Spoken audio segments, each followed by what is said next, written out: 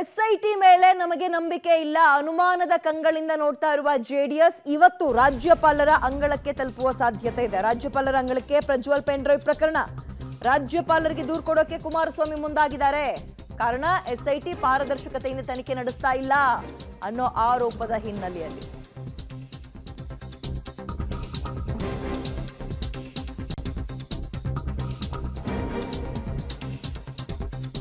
ಮಧ್ಯಾಹ್ನ 3 ಗಂಟೆಗೆ ಗವರ್ನರ್ನ ಭೇಟಿ ಮಾಡ್ತಾರೆ ಕುಮಾರಸ್ವಾಮಿ ಅವರು. ಬಹುಶಃ ಕೋರ್ ಕಮಿಟಿ ಸಭೆ ಆದ್ಮೇಲೆ ಅಂತ ಕಾಣುತ್ತೆ.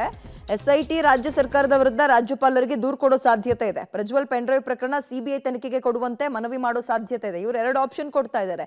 ಒಂದು ನಿವೃತ್ತ ನ್ಯಾಯಾಧೀಶರುಗಳನ್ನ ಒಂದು ಟೀಮ್ ಮಾಡಿಕೊಂಡು ಅದರಲ್ಲಿ ನ್ಯಾಯಾಂಗ ತನಿಖೆ ಆಗಲಿ, ಅಥವಾ ಸಿಬಿಐ ತನಿಖೆ ಕೊಡಿ, ಎಸ್ಐಟಿ ಮೇಲೆ ನಮಗೆ ನಂಬಿಕೆ ಇಲ್ಲ ಅಂತ.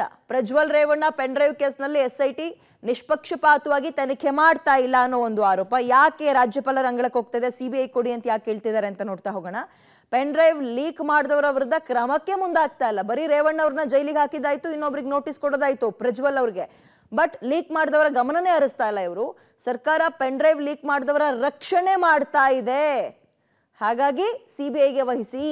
ಪೆನ್ ಡ್ರೈವ್ ಲೀಕ್ ಕೇಸ್ನಲ್ಲಿ ಸಿಎಂ, ಡಿಸಿಎಂ ಮತ್ತು ಸುರ್ಜೇವಾಲಾ ಹೈಕಮಾಂಡ್ ಲೀಡರ್ ಅವರ ಕೈವಾಡ ಕೂಡ ಇದೆ ಅಂತ ಆರೋಪ, ಗಂಭೀರ ಆರೋಪವನ್ನ ಮಾಡ್ತಾ ಇದ್ದಾರೆ. ಎಸ್ಐಟಿ ಅಧಿಕಾರಿಗಳು ಸರ್ಕಾರದ ಅಣತಿಯಂತೆ ಕೆಲಸ ಮಾಡ್ತಾ ಇದ್ದಾರೆ, ಪಾರದರ್ಶಕತೆ ಅನ್ನುವಂಥದ್ದೆಲ್ಲ ಸುಳ್ಳು, ಅವರ ಹಸ್ತಕ್ಷೇಪ ಇದೆ, ಸರ್ಕಾರದ ಹಸ್ತಕ್ಷೇಪ ಈ ತನಿಖೆ ಮೇಲೆ. ಸಿಬಿಐ ತನಿಖೆ ಅಥವಾ ನಿವೃತ್ತ ಸುಪ್ರೀಂ ನ್ಯಾಯಾಧೀಶರಿಂದ ತನಿಖೆ ಮಾಡಿಸ್ಬೇಕು. ಎಸ್ಐಟಿಯಿಂದ ಈ ತನಿಖೆ ಆಗ್ಬಿಟ್ರೆ ನ್ಯಾಯ ಸಿಗಲ್ಲ, ಒನ್ ಸೈಡ್ ಆಗೋಗ್ಬಿಡುತ್ತೆ ಅನ್ನುವ ಆರೋಪವನ್ನ ಮಾಡ್ತಾ ಇದ್ದು, ಈ ಎಲ್ಲ ಒಂದು ಆರೋಪದ ಪಟ್ಟಿಯನ್ನು ತಗೊಂಡು ಹೋಗಿ ಇವತ್ತು ರಾಜ್ಯಪಾಲರ ಅಂಗಳಕ್ಕೆ ತಲುಪಿಸ್ತಾರೆ, ರಾಜ್ಯಪಾಲರಿಗೆ ಮುಟ್ಟಿಸ್ತಾರೆ. ಸೊ ಇವಾಗ ಪ್ರಜ್ವಲ್ ಪೆನ್ ಡ್ರೈವ್ ಪ್ರಕರಣ ಒಂದು ಕಡೆ ಎಸ್ಐಟಿ ತನಿಖೆಯ ಜೊತೆಗೆ ರಾಜ್ಯಪಾಲರ ಅಂಗಳಕ್ಕೂ ಕೂಡ ತಲುಪ್ತಾ ಇದೆ.